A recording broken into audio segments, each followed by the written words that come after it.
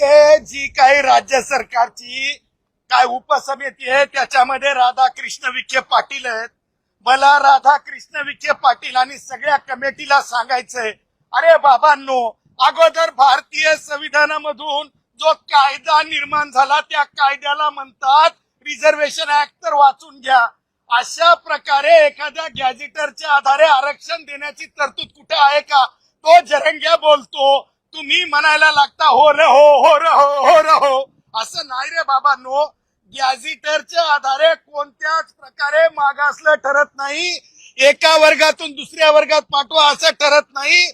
मला राधाकृष्ण विखे पाटलांना प्रतिप्रश्न विचारायचा आहे, जरंगेला प्रतिप्रश्न विचारायचा आहे. जरंगे आणि राधाकृष्ण विखे पाटील, कोणत्या एका कायद्याच्या तरतुदीत एका ओळीत लिहिलेलं आहे की एखाद्या गॅझेटरच्या आधारे दुसऱ्या एका समूहातून दुसऱ्या समूहात जाता येते?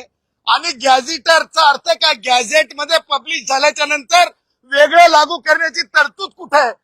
तुम्हाला सांगतोय, ज्या गॅझेटरचा उल्लेख करतात त्या गॅझेटरच्या आधारे मी तुम्हाला डंके की चोट पे कायद्याचा अभ्यासक विद्यार्थी, संविधानाचा विद्यार्थी म्हणून सांगतो, त्या गॅझेटरच्या आधारे एकही